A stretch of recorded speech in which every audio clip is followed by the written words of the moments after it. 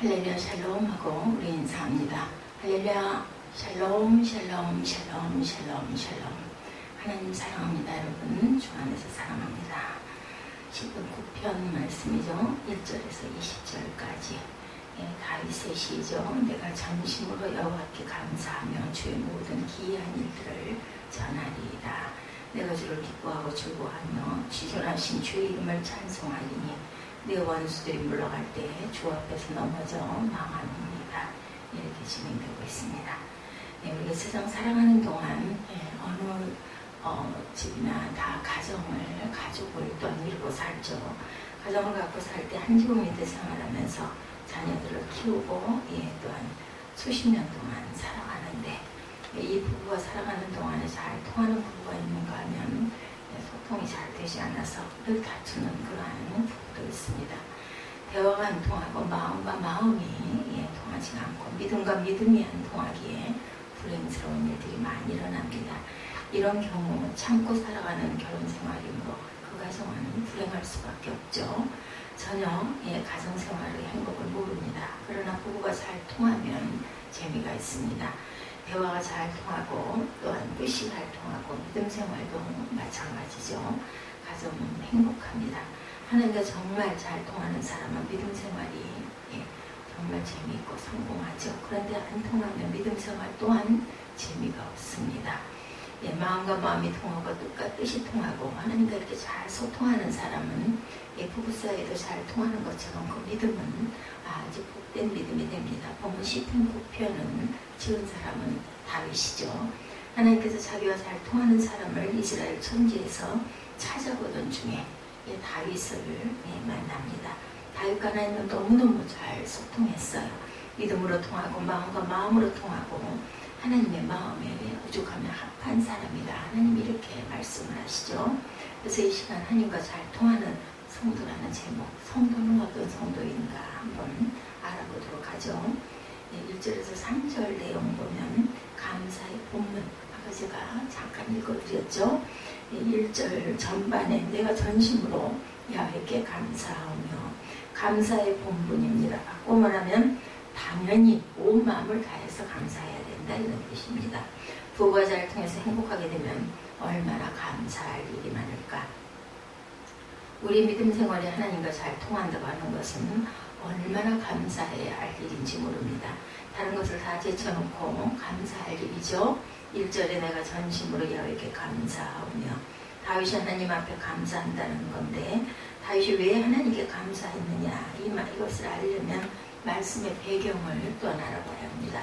사무엘하 13장 마지막 부분에 나오는 암몬 자손과 전쟁에서 승리할 때 이 시편 9편의 배경이죠.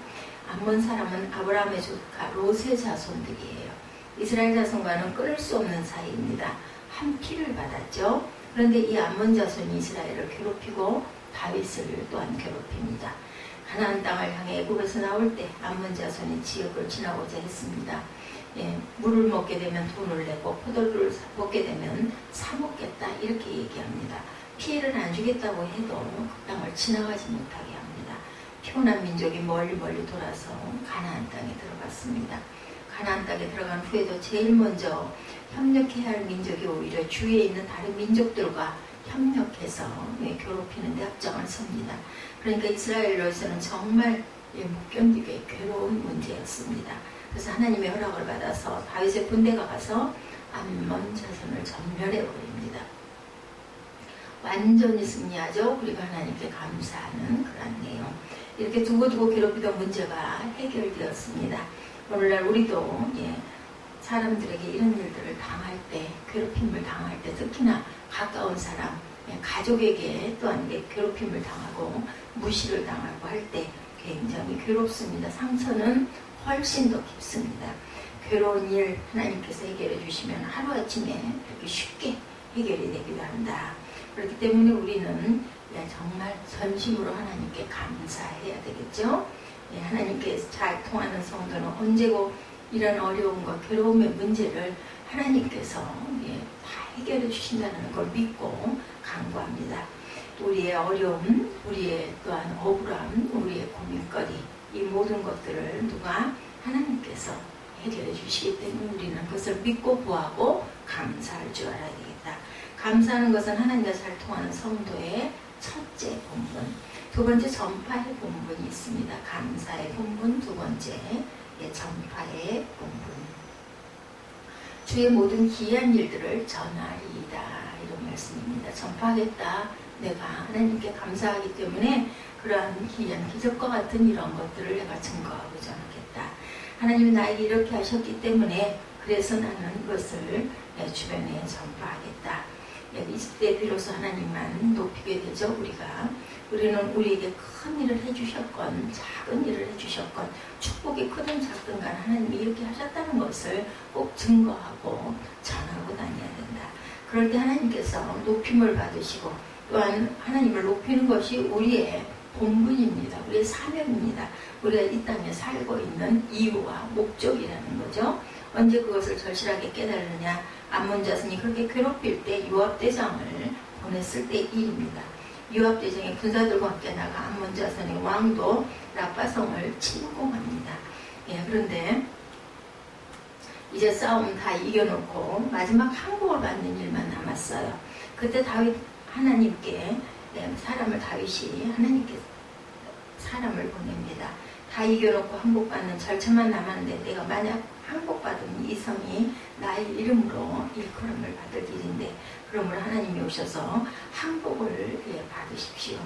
영광은 임금이 받으십시오라는 정갈이었어요. 다윗이 기쁘고 감격스러웠죠. 가서 왕관을 빼앗아 쓰고 항복받고 성읍을 불태워버리고 사람들을 붙들어다가 노예를 삼고 완전히 일을 끝냅니다. 이것을 보고 깨닫습니다. 내 신하가 나를 이렇게 높여줄 때 내가 높일 분은 오직 하나님뿐이다. 다윗은 스스로를 많은 백성들이 높여주고 높임 자리에 앉혀놨을 때 이 영광을 받으실 분은 바로 하나님이다라는 것을 깨달았다는 거죠.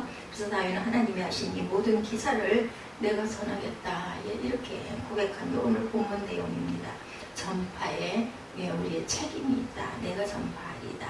주의 모든 기이한 일들을 전하리이다. 저와 여러분은 하나님 항상 저와 여러분에게 해주시는 일들을 누구에게나 간증을 하고 전하고 높이는 것이 우리의 본분이라는 것을 명심해야 되겠다. 희락의 본분이 있습니다. 기쁨, 우리가 전파하고 감사하고 그리고 또한 기뻐해야 된다. 2절 3절이죠. 내가 주를 기뻐하고 즐거워하며 지존하신 주의 이름을 찬송하리니 내 원수들이 물러갈 때 주 앞에서 넘어져 망함이니 이르리라. 내 원수들이 이럴 때 주의 이름을 찬송할 때 이 원수들이 물러가고 또 그들이 넘어져서 주님 앞에서 망해버린다. 다윗은 이렇게 고백합니다. 희락의 본분. 우리는 하나님이 나에게 해주신 일을 즐거워할 뿐만 아니라 한 걸음 더 나아가 하나님 자신을 또한 즐거워해야 한다. 예를 들면 내 남편이 나에게 좋은 옷을 하나 맞춰주지 않을 때 남편이 싫어질 수밖에 없습니다.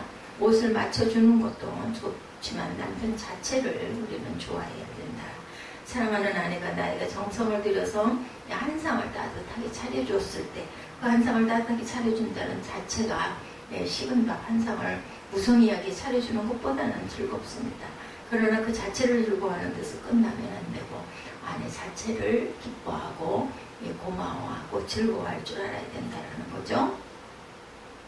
제가 아내 자체를 기뻐해야 된다. 이런 기쁨과 즐거움은 오히려 본분이다. 이렇게 해야 합니다. 아이를 위하여 아빠가 과자를 한 상자 사다 줬죠. 그리고 나서 아이 보고 맛있니? 그러니까 그걸 양손에다 주고 맛있다고 먹어요. 아빠 한 입만 했더니 아이가 얼른 손을 내밀어서 아빠 입에다 넣어줍니다. 그거를 베어 먹고 또 나머지 손에 있는 거 아니 그것도 놔주지 않을래 아이야? 그랬더니 아이가 어떻게 해요? 그것을 등 뒤로 다 감추더라는 거죠. 왜요? 이것까지 줘버리면 나는 어떻게 해? 아까운 마음이 들어서인 거예요. 이럴 때 아빠를 정말로 좋아한다면 어떻게 할까요? 믿고 좋아한다면 그쪽 손에 있는 것도 한번 마저 줄 거예요. 내가 아빠 주면 아빠가 또 나 사줄 건데 이런 믿음, 이런 바램 또 과자보다는 아빠가 너무나 좋으니까 근원인 아빠를 더 기뻐하고 즐거워해야 된다. 제가 이런 비유를 들으면서 웃었습니다. 저도 아마 어렸을 때 그랬을 것 같아요. 있는 거를 다는 줄 수 있지만 마지막 것까지 달라고 할 때 그걸 누가 사다 줬는지 생각은 안 합니다. 나 먹을 게 없는데 아까운 마음이 되니까 등 뒤로 과자를 감추는 그런 모습. 아빠를 더 좋아한다면, 과자보다 더 좋아한다면 다 도내줄 수 있는 그런 마음을 하나님께서는 정말로 기뻐하신다라는 거죠. 하나님을 즐거워할 때는 믿음이 잘 됩니다. 믿음 생활이. 하나님을 즐거워할 때는 나에게 어떠한 것이 주어져도 좋고 안 주어져도 좋습니다. 응답이 와도 좋고 응답이 오지 않아도 상관이 없습니다. 왜냐하면 하나님께서는 나를 너무너무 나보다 잘 아시기 때문에 전지전능하신 하나님께서는 주지 않으면 더 좋은 것을 주시려고, 아니면 내가 좀 기다려야 되기 때문에 이런 결론이 났겠구나, 이런 믿음을 가질 수가 있다는 거죠. 이런 뜻에서 하나님 자체를 즐거워하는 것은 우리 믿는 사람의 본분이다. 하나님 자체, 아빠 자체를 즐거워하고 기뻐할 줄 아는 그런 아이를 아빠는 또한 너무너무 사랑하죠. 정말 눈에 넣어도 안 아프다라는 표현을 쓰게 됩니다. 그러므로 하나님과 마음이 잘 통하는 성도의 본분은 감사하는 일, 전파하는 일, 그리고 하나님을 즐거워하는 일이다. 성도의 은혜가 4절에서 7절까지 나타나 있습니다. 변호해 주시는 은혜가 4절 그 상반절이죠. 주께서 나의 의와 성사를 변호해 주셨다. 첫째로 하나님께서 변호해 주시는 은혜는 변호사, 변호해 주는 사람을 뭐라 그래요? 변호사. 나의 변호사는 나를 위해 뛰어주는 사람입니다. 어떠한 일이 있어도 형을 받지 않게 하려고 무죄를 주장하는 사람이죠. 아니면 정말 형량을 최소한도로 감량하려 그 이유를 이럴 수밖에 없었다라는 것을 모든 사람들에게 변호함으로 인하여 그것에 대한 진실을 깨달아 알게 하고 판사의 판결을 돕는, 형량이 가장 가볍게 아니면 정말 그 무죄로 이렇게 하기 위해서 애를 쓰는 사람이 변호사죠. 처음부터 끝까지 내 편이 되어줍니다. 그리고 나를 감싸주는 사람, 그런데 하나님이 나를 변호하신다면 어떨까요, 여러분들? 또는 나의 변호사가 되셨다는 겁니다. 하나님이 내 편이라고 믿는 사람에게는 이것이 얼마나 큰 은혜인지 모릅니다. 천하 만민이 내 편 되어도 좋고 안 되어도 좋은데 하나님만이 내 편이 되어주신다면 모든 사람이 나를 믿어주지 않아도, 내 편이 되어주지 않아도 된다는 거죠. 천하 만민이 내 편이라 할지라도 하나님이 내 원수가 된다면 아무 쓸데가 소용이 없습니다. 하나님이 내 편 되는 그것 이상 믿는 사람에게 은혜는 없죠. 우리가 잘 아는 대로 다니엘이라는 청년이 아주 어렸을 때 바벨론으로 잡혀갑니다. 그런데 왕이 보니 너무 지혜롭고 잘생기고 총명했어요. 그래서 가르쳐 키워서 나중에 국무총리를 시켰는데 그 토박이들이 시기질투를 하죠. 바벨론에 있는 그 정치가들이죠. 신하들이죠. 기도한다는 것을 하나의 꿈으로 잡아서 결국은 사자굴에 집어넣게 합니다. 굶겨놓았으니 사자의 눈에 보이는 것은 먹이밖에 보이는 게 없어요. 사자들은 굶기죠, 일부러. 다니엘이 사자굴에 그 이후에 던짐을 받습니다. 사자가 얼마나 먹고 싶겠어요. 그죠? 먹이가 떨어졌는데. 지금 사자와 다니엘은 죽이고 죽임을 당하는, 먹고 먹히는 입장이었을 때 하나님이 누구의 편이었어요? 천사를 보내서 사자 입을 막아 밤새도록 다니엘을 범접하지 못하게 하는 사건이, 기적의 사건이 일어나죠. 말을 바꿔하자면 다니엘이 편이었다. 어때요? 절대로 사자의 편이 아닙니다. 하나님은 자기 아들의 편이고 딸의 편이고 내 자녀의 편입니다. 절대로 사자의 편, 마귀의 편, 환난의 편이 아니신 하나님이시다. 항상 우리 편에서 우리를 감싸주시고 돌보아 주시고 또한 처음부터 끝까지 우리를 위해 일하시는 하나님, 변호해 주시는 은혜의 하나님이십니다. 심판의 은혜 또 있습니다. 4절에서 6절까지 보좌에 앉아서 의롭게 심판하셨나이다. 5절에 이방 나라를 책망하시고 악인을 멸하시고 그들의 이름을 영원히 지우셨나이다. 6절에 원수가 끊어져 영원히 멸망하였사오니 주께서 무너뜨린 성읍들을 기억할 수가 없다. 기억할 수 없을 정도로 너무나 많다라는 거죠. 보좌에 앉으사 의롭게 심판하셨다. 암몬 자손에게 그렇게 심판을 해주셨다라는 뜻이죠. 열방을 책하시고 악인을 멸하시며 저희 이름을 영영히 도말하셨나이다. 이름을 끊어버렸다. 지워버렸다. 아주 말살시켜버렸다는 겁니다. 이름조차 없애버렸다. 지금은 암몬 자손을 찾아볼 수가 없습니다. 그리고 원수가 끊어져 영영이 멸망하였사오니 주께서 무너뜨린 성읍들을 기억할 수 없나이다. 아몬 자손에게 다윗이 잘못한 것은 뭐예요?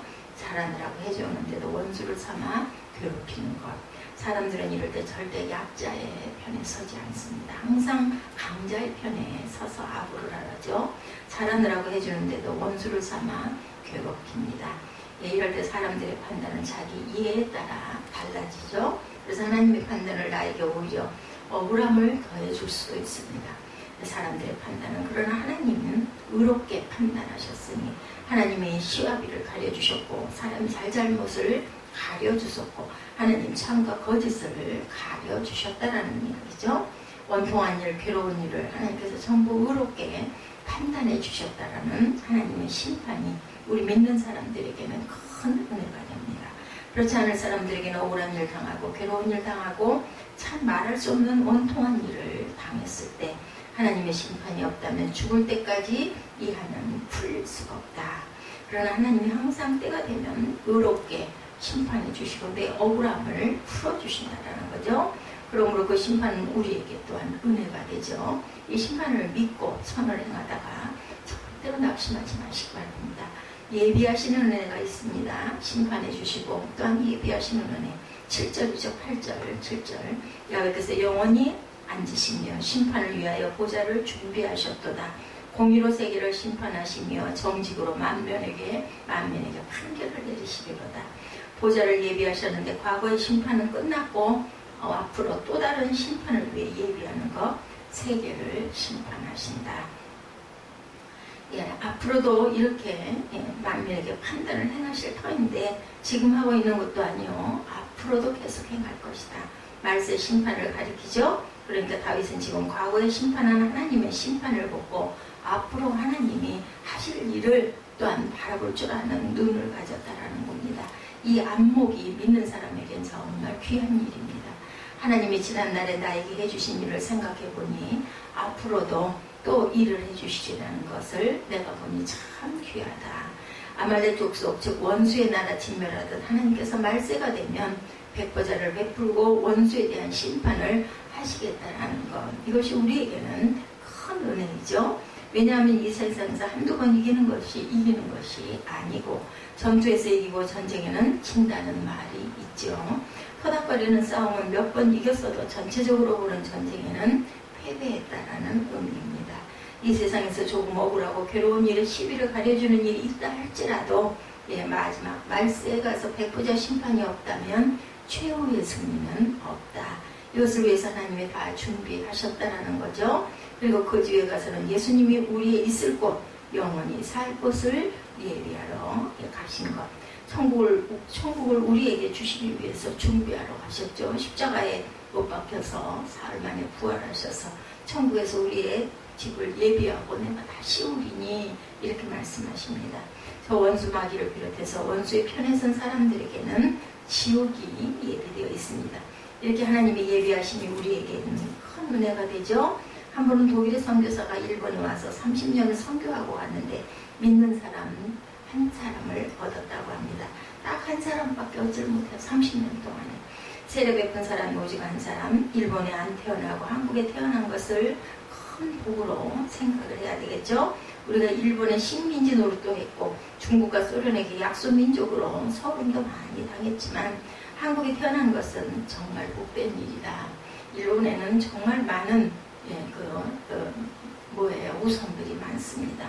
일만여 무상이 있다 이런 이야기를 들었습니다. 일본의 교회가 큰 소리 쳐도 일본 정부에서는 코웃음을 칩니다. 그 수가 원래 적고 너무나 많은 그러한 신들이 있기 때문에 모리다 선교사와 수영관을 가기 위해서 하루 종일 차를 타고 어느 날 달려가면은 결국 교회를 둘밖에 보지 못했다 이런 일본 가서 이런 간증도 있습니다. 보일정마다 내려서 찾아가 보았더니 선교사가 자기 집에 세운 교회였다고 합니다. 일본 사람의 동네마다 왜 그렇게 귀신들이 많은지, 그죠? 일본이 저렇게 문명이 발전한 나라로 귀신의 집이 저렇게 많은 것이 정말 이해가 가지 않았다고 그러죠? 그러니 그 사람들이 잘 살아도 부러운 것이 없더라. 우리는 그들보다 조금 못해도 정말로 교회가 많습니다. 길에 나가보면 빌딩 하나마다 다닥다닥 붙어서 교회들이 하는 이상이 다 있습니다. 어느 곳에나. 그냥 뭐 앞을 봐도 뒤를 봐도 교회들이 많이 있죠. 예, 부작용도 있기는 하지만 그래도 부작용이 낫죠. 하나님 섬기고 모시는 교회들이 많다는 것은 정말 기쁜 일이고 감사해야 할 일입니다. 독일 선교사가 한 명의 그 성도를 얻고 30년 만에 실패했다고 생각했고 또 다른 사람들이 볼 때도 실패했다고 여겼어요. 그런데 그 한 사람도 자기 집에 가정부였다고 합니다. 그런데 놀랍게도 그 가정부와 결혼해서 아들을 낳았는데 그 아들이 동경신학, 지금은 일본신학 그 학장이 되었다고 하죠. 하나님이 일본 신학을 위해서 준비해 놓으신 묘한 일. 한 사람이 우리의 100명, 1000명, 우리의 10,000명이 바울 한 사람을 당하기가 힘들 정도로 대단한 일을, 큰 일을 행하고 가죠. 하나님의 나라를 확장하고 갑니다. 바울 한 사람을 주님이 준비하셨듯이 일본의 신학교를 위해서 그 한 사람을 준비했다라는 거죠. 오늘날 우리 위해서 상상 밖에 엄청난 것, 하늘나라를 준비하고 그것을 예비하시는 은혜가 임합니다. 성도의 영광이 돼서 9절에서 10절까지 안전의 영광이죠. 9절에 야훼는 압제를 당하는 자의 산성이시오 환난 때의 산성이시로다. 산성이라는 것은 산의 성이에요. 그죠? 환난 때 대개는 그 옛날에는 산으로들 많이들 피신을 했습니다. 거기에 성곽이 있으니 나의 피할 바이고 방패가 되죠. 하나님께서 또한 예비하시는 산성이다. 안전의 영광, 바꿔오므라 하나님 나를 지켜주고 보호해주시는 영광. 오늘날에는 뭐 산성 뭐 아무것도 아닐 수 있지만 그때는 정말 귀했죠. 예, 다윗 시대의 산성은 굉장한 것입니다. 아무리 원수가 쳐들어와도 산 꼭대기 높은 곳에 성을 쌓고 문 하나만 내놨다. 예루살렘 성전이 그렇다 그죠?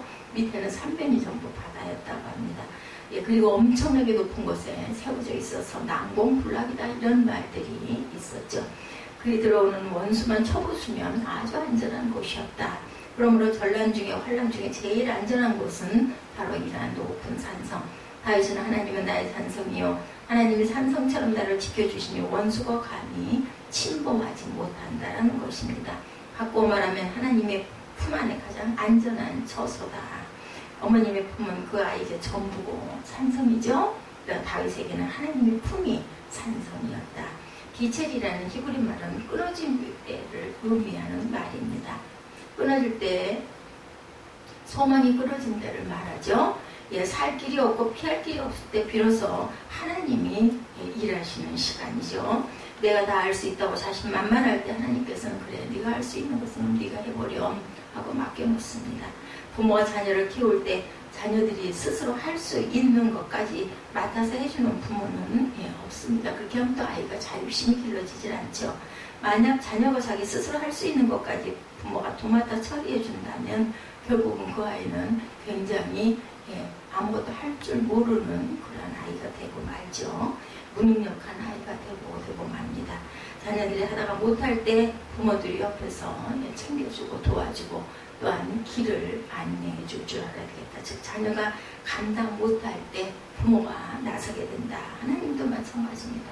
우리가 할 수 있는 만큼 하다가 도저히 어찌할 수 없을 때 하나님께 요청할 때 하나님께서는 길을 알려주거나 아니면 사람을 통하여서 이것을 돕게 해주거나 환경을 통해서 역사하시는 하나님이다. 이때가 바로 승리가 시작되는 안전한 지점이라는 것. 환난할 때의 그 산성 가장 안전히 하나님께서 지켜주시고 보호해주시는 것은 우리 믿는 사람들에게 말할 수 없는 영광이죠. 함께하는 영광 10절에 나타나 있습니다. 야훼여 주의 이름을 아는 자는 주를 의지하오리니 이는 주를 찾는 자들을 버리지 아니하시니이다. 9절에 압제당하는 자와 여기서의 주의 이름을 아는 자는 표현만 다를 뿐 뜻은 같습니다. 하나님은 언제나 버리지 않으시고 함께 하시는 하나님이다. 예. 오즈워드의 시 저는 참 무척 좋아했습니다. 김소월의 진달래꽃 참 좋아했죠. 우리의 그 선진들도 엄청 이 시를 좋아했습니다. 예, 오즈워드의 시 가운데 유명한 시 하나가 세상에서 제일 불쌍한 사람이 버림받은 여자다 이런 내용이 있습니다. 병든 여자도 불행하지 않다는 거죠. 병들어도 남편이 보호해주고 사랑해주고 또한 간호해주고 챙겨주면 불행하지 않다. 건강했을지라도 버림받으면 불행하다는 겁니다. 가난한 것도 불행하지 않다는 거죠. 남편이 사랑만 해주면 그 불행은 극복을 할 수가 있다. 제일 불행한 여자는 버림받은 여자라는 그 구절로 5절의 시는 끝이 납니다. 남자도 마찬가지입니다. 버림받은 남자, 버림받지 않을 사람에게 버림받는다는 것 굉장히 괴롭죠. 특별히 내가 엄청 믿었는데 나를 외면하고 등 돌렸을 때 살 소망이 끊어집니다. 우리가 하나님께 버림받지 않는다는 것은 정말 큰 영광이죠. 하나님이 잘못해서 때로는 징계를 하고 징벌을 하실지라도 때로 내가 잘못했을지라도 버리지 않는 하나님, 하나님이 버리지 않는다는 것을 기억하고 공부한 중에도 낙심하지 않는 저와 여러분 되시기를 주님의 이름으로 축복합니다. 또한 기억하시는 하나님이죠. 11, 12절에 너희는 시온에 거하신 야훼를 찬송하며 그 행사를 백성 중에 선포할지어다. 피 흘림을 신문하시는 이가 저희를 기억하시며 가난한 자의 부르짖음을 잊지 아니하시도다. 우리가 이 세상에서 판을 치고 정의가 뺨을 맞아 억울한 일을 당할지라도 하나님이 계시면 이럴 수가 있나 하는 경계도 하나님은 반드시 그 일을 기억해 두신다. 언제고 하나님께서 칼을 빼시는 날에 끝이 난다라는 거죠. 그러니까 꼭 원수를 기억해 두고 염려하고 걱정하지 말고 원수 갚는 일은 하나님께 맡깁시다. 그 다음에는 가난한 자, 겸비한 자라고 말하죠. 가난한 자, 겸손한 자는 믿는 사람을 가리킵니다. 믿는 사람의 부르짖음을 잊지 아니하시되 이러다라는 말씀은 믿는 사람이 10년 전에 기도한 것이라도 하나님은 다 기억해 두고 계신다라는 말씀입니다. 동시에 하나님의 때가 되면 응답해 주신다. 이처럼 하나님이 나를 기억해 준다고 하는 것은 큰 은혜입니다. 지구본을 보면 지구상이 우리 대한민국 굉장히 조그맣죠. 토끼의 모습 하고 있다서 어렸을 때 지도 그릴 때 늘 그런 생각을 했습니다. 대한민국에도 또한 내가 살고 있는 이곳은 정말 점으로 표현이나 될까요? 그럴 만큼 작습니다. 그 중에 내가 있는 이곳 얼마나 작습니까? 하나님의 기억은 우리 성도에게는 무엇과도 바꿀 수 없는, 비교할 수 없는 영광.